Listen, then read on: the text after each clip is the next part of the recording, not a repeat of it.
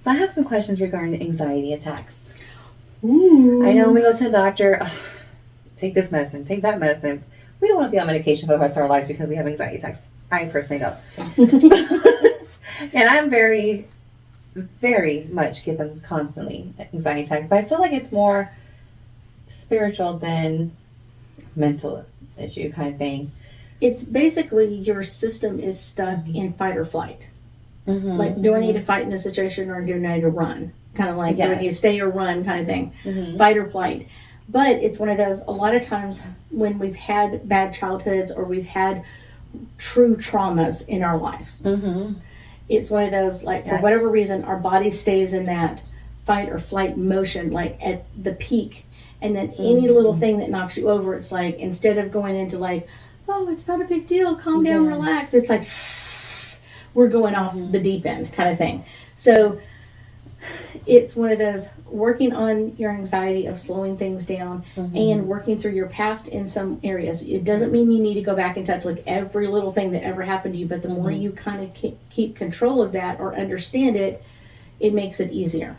So the reason I asked if it's something spiritual is because I know a lot of us do see stuff when we have anxiety attacks, but what I see, I'm awake, my eyes wide open, I'm having an anxiety attack, and then I see things coming off of my walls. Like I either see like veins growing up or branches growing up. It's it's the fight or flight and everything else. Mm-hmm. And if you were able to look behind the walls, the part that looks like it's growing is the tree. Mm. It's literally the boards in the wall. Yes. And everything else are coming back to life. So you're almost like reverting back to your basic abilities. Oh wow! So it's spiritual. So it's kind of like it has a very spiritual touch. Mm-hmm. But because you are sensitive, it's like you're already walking around from your childhood, fight or flight, elevated. Yeah, that's just normal. But then when you see things, it's one of those like a ghost or feel something or whatever else. Mm-hmm. Now your body's going like, if it's a ghost, do I need to keep my family protected? Do I need to keep myself protected? Mm-hmm. So it's like you're already amping things up. So it's like what you're seeing, like the veins and kind of like popping out of the walls and stuff like that, that's all about like that tree energy trying to protect you. Oh.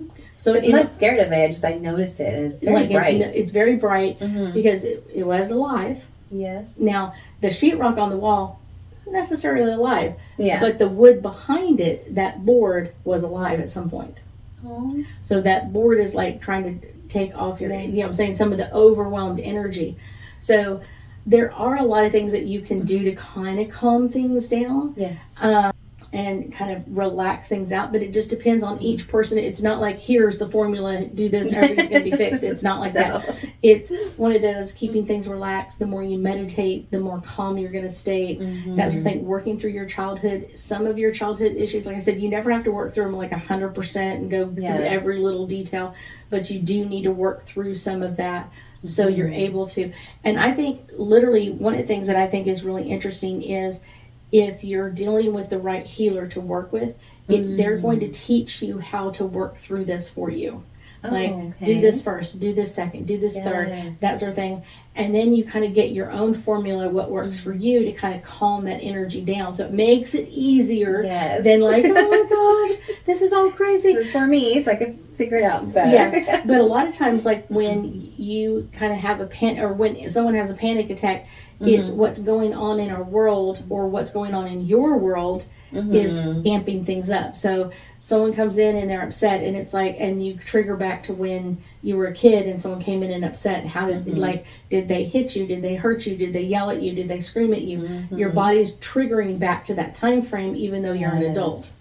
Yes. That event happened when you were 4 years old, but now you're 44 or whatever else. Like your body's holding on to it, and so it's re-triggering again. So once you kind of work through kind of some of your childhood stuff, it makes it actually easier